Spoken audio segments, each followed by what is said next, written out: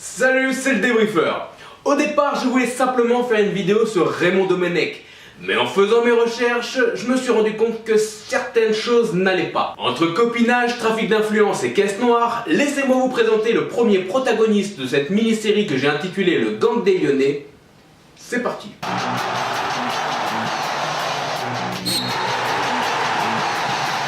Bon, nous allons commencer par le roi des tocards, la plus grande imposture du football français, qui après une carrière de joueur besogneux, le natif de Lyon qui avait logiquement commencé sa carrière à l'Olympique Lyonnais, n'a finalement obtenu qu'un seul titre durant sa carrière d'entraîneur, celui de champion de Ligue 2 avec l'OL. Un tel palmarès a évidemment attiré les convoitises. En 1993, il prend les rênes de l'équipe de France Espoir. Il aura sous ses ordres plusieurs générations talentueuses. Durant près de 11 ans, entre Zidane, Makelele, Vieira, Henry, Trezeguet jusqu'à Djibril Cissé et Philippe Mexès, il ne sera pas capable de remporter mieux que le tournoi de Toulon.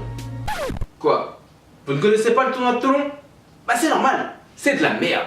Et dire que nous aurions pu nous en débarrasser le 23 juin 1994, la carrière de Domenech aurait pu prendre une toute autre tournure.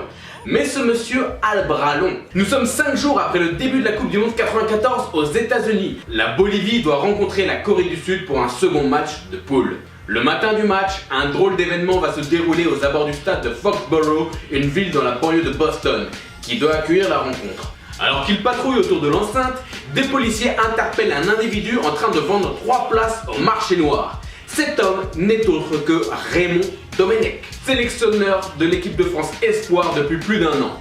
Menotté dans le dos, il est embarqué et rejoint les locaux de la police pour y être interrogé. Il en sortira quelques heures plus tard, après avoir payé une caution. À ce moment-là, Raymond est inquiet. Il sait que si l'affaire s'ébruite, il peut y laisser sa place. En tant que représentant de la Fédération Française de Football, il a été pris en flagrant délit de marché noir pour des places qu'il n'avait très certainement pas payées. Le problème, c'est qu'en temps de Coupe du Monde, les secrets sont difficiles à conserver. Avec les nombreux journalistes sur place, le séjour au commissariat du sélectionneur circule vite et menace de sortir dans la presse. Raymond Domenech sentant le vent tourner, il passe un petit coup de fil à la FFF. Il explique sa situation et établit un plan de communication avec ses supérieurs. Le discours diffusé aux médias est simple. La fédération avait acheté des places qui n'avaient pas trouvé preneur et les avait données à des salariés présents aux États-Unis pour les revendre. Dans son livre « Domenech, histoire secrète d'une imposture », le journaliste Bruno Godard est revenu sur cette étrange arrestation. Qui peut croire que la FFF a besoin du fruit de la vente de 3 billets pour le match Bolivie-Corée du Sud? Qui peut imaginer qu'une telle organisation utilise des méthodes aussi basiques et pathétiques pour grappiller quelques centaines de francs? Personnellement, j'ai du mal à comprendre comment les versions officielles ont pu passer comme une lettre à la poste. Les journalistes ont relayé l'info et l'affaire s'est arrêtée là. Et donc pour succéder à Jacques Santini après l'Euro 2004, vu que nous sommes des personnes sensées, lorsque vous avez le choix entre Laurent Blanc, Jean Tigana et Giroud, votre regard ne se posera jamais sur le plus mauvais de tous les coachs. Mais être membre de la direction technique nationale ouvre des portes. Claude Simonet a dû sûrement percevoir en lui des talents insoupçonnés. Maintenu durant 6 ans à la tête des Bleus sans remporter le moindre titre, c'est d'ailleurs conforme à son palmarès d'entraîneur.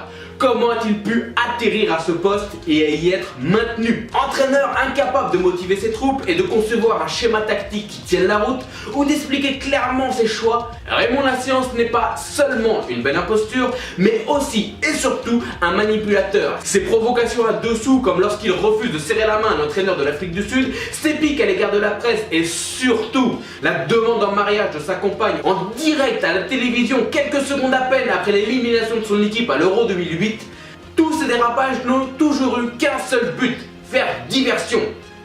Masquer son incompétence et faire oublier la vérité du terrain. Tout comme son mode de communication qui consiste à déstabiliser son auditoire en répondant systématiquement de travers de manière contradictoire aux questions qu'on lui pose. Vieille technique d'évitement qui a le don de provoquer la colère, mais qui fait oublier l'essentiel, c'est-à-dire le vide sidéral d'un manipulateur.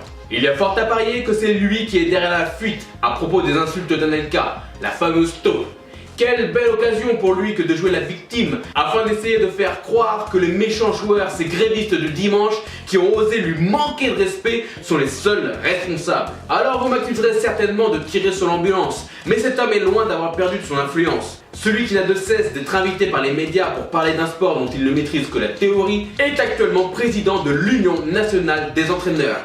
Une élection remportée avec un score de président de dictature africaine face à Jacques Santini et Jean-Marc Furlan qui possèdent pourtant des aptitudes et palmarès bien plus étoffé que le sien. Mais son empreinte dans le paysage du football français a failli pousser encore plus loin les limites du ridicule. Si le 11 novembre 1918 marquait la fin d'une guerre, j'étais à deux doigts d'en déclencher une nouvelle le 11 novembre 2016, quand le conseil d'administration de la Ligue de football professionnel a choisi de désigner comme président de la LFP notre incapable au bras long, avant que l'Assemblée Générale ne ramène tout le monde à la raison. Si l'histoire a l'air d'une élection de délégués de classe, l'affaire est bien plus compliquée. La LFP est un bourbier dans lequel les petits reprochent aux gros de ne pas partager le magot des droits télévisés, où l'on retrouve les mêmes ressorts que dans un parti politique, là où le chef est souvent bien moins intéressant que ceux qui lui ont permis de se placer. Et justement, qui a été élu à la présidence de la LFP?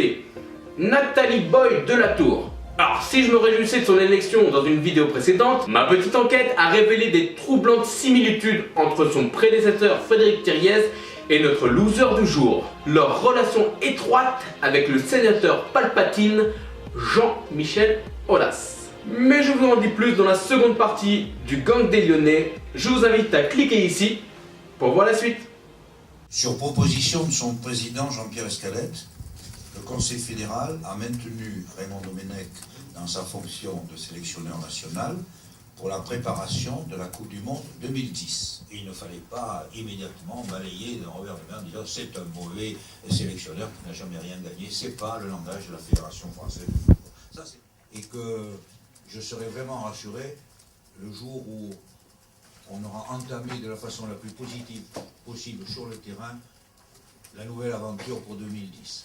Pour que la France, mardi soir, retrouve son honneur par une performance enfin positive. Les joueurs de l'équipe de France. Merci messieurs, au revoir.